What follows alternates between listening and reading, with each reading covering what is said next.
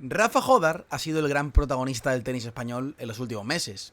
Y no es para menos. Es un tipo que ha vivido una ascensión vertiginosa a un ritmo que pocos esperábamos. Pero a la sombra de Rafa hemos visto que hay mucha calidad en el tenis español. Y muchos tipos que reclaman protagonismo y que incluso no han tenido todos los focos que se merecían. Uno de ellos, y el principal, seguramente la revelación del año, si no existiese el propio Rafa. Pero qué bendición poder crecer con la tranquilidad y sin las etiquetas que tendrías si todos los focos estuviesen puestos sobre ti.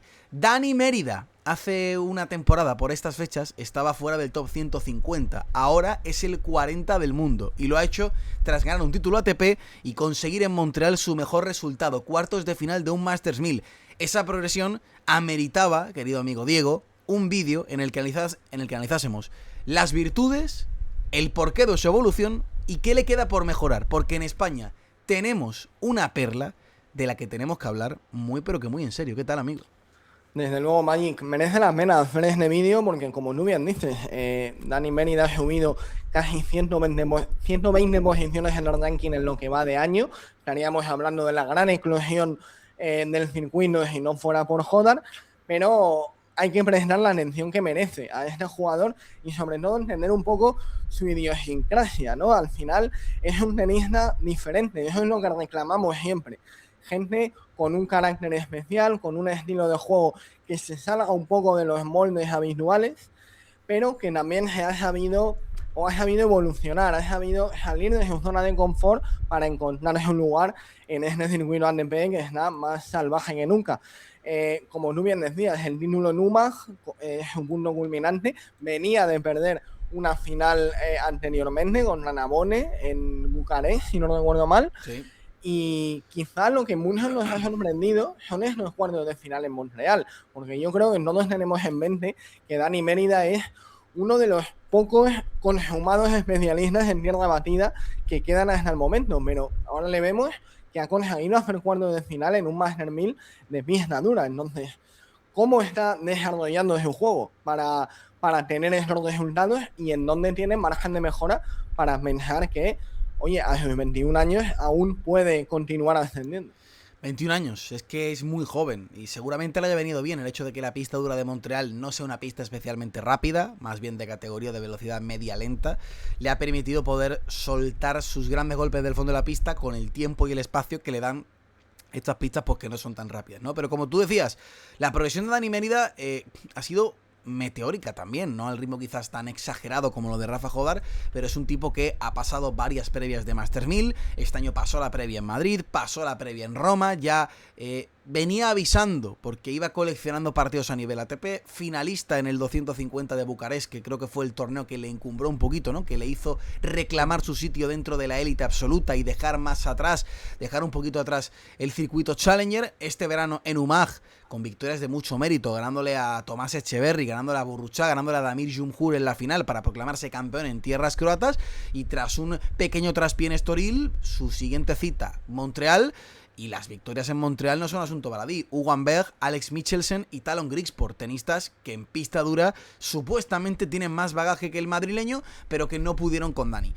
Hay datos que explican muy bien esta mejora y esta subida y que nos ayudan a entender el fenómeno Dani Mérida. Antes de los datos, como tú dices, su personalidad, un carácter genuino, un carácter que engancha, que te puede también desesperar si eres aficionado a Dani Mérida, porque esa locura que a veces hay en pista, ese manicomio del que él hablaba incluso en redes sociales, donde también es súper genuino, es el mismo, no hay nadie que le lleve las redes, no tiene filtros, ¿no?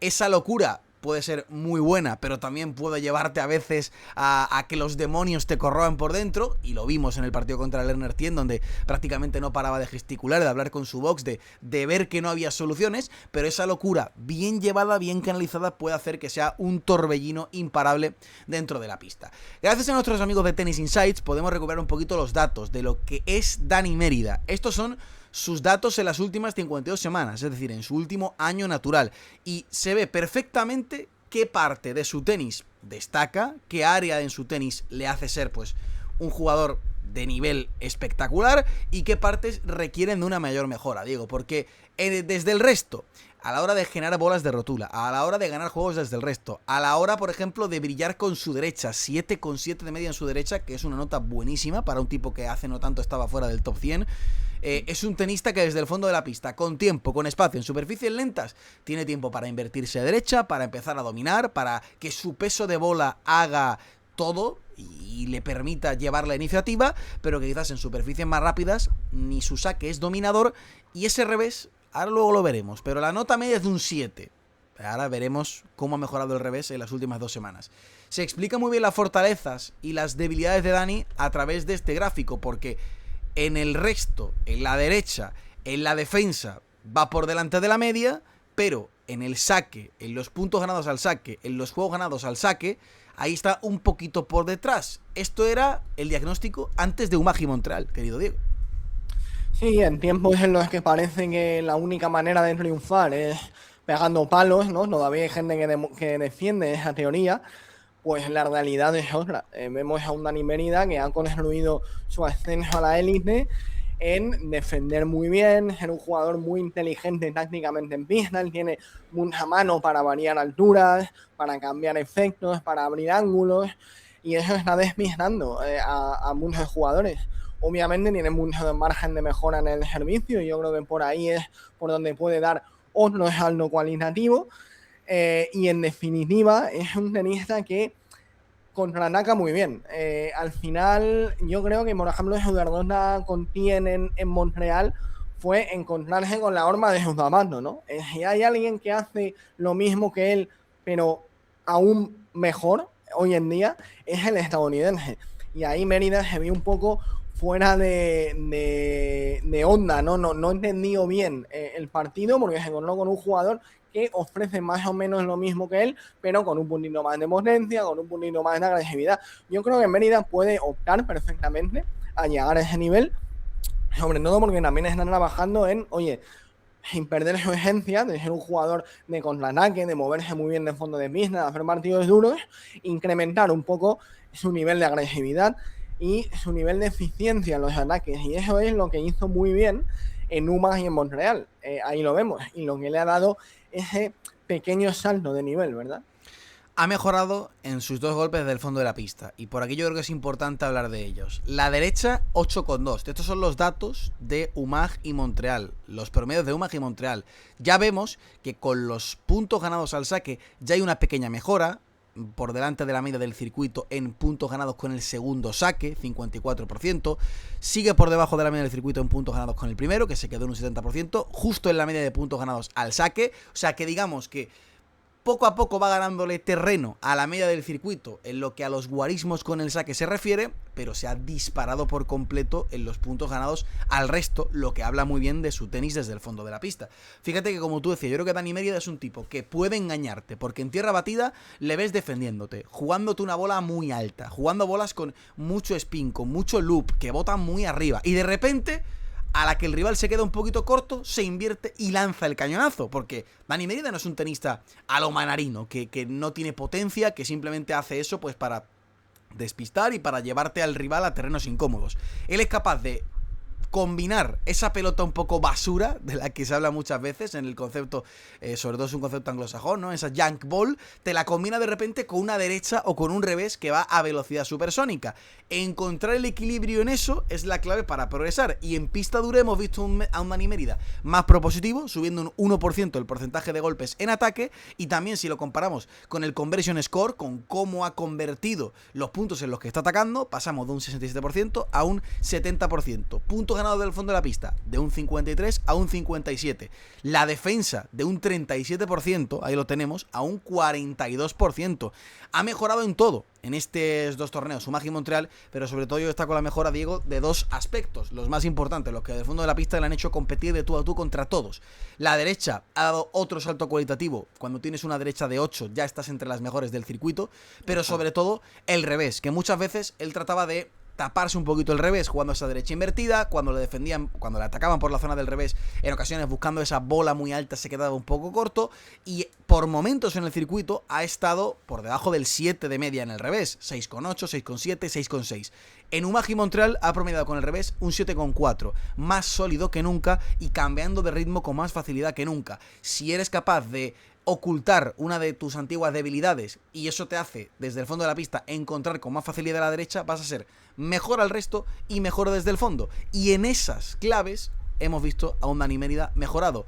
También aquí, Diego, vemos perfectamente lo que todavía le falta, como tú decías, para dar el salto al siguiente nivel. El único aspecto en el que todavía está por debajo del circuito es esa calidad y esa media de puntos ganados al servicio. En el momento en el que eso saque se ponga al nivel del resto de las armas, para mí hablamos de un tipo que perfectamente puede buscar asaltar el top 25, top 20.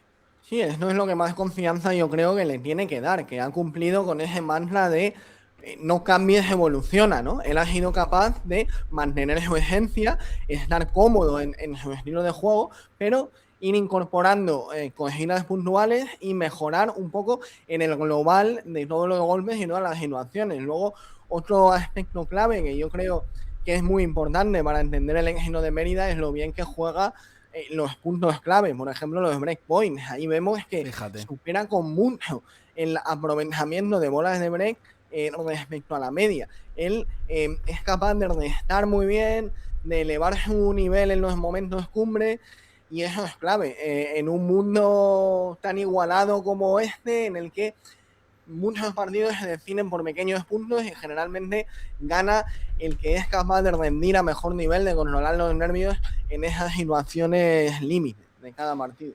50% de bolas de break ganadas en Umagi Montreal es una barbaridad. Es un dato tremendo.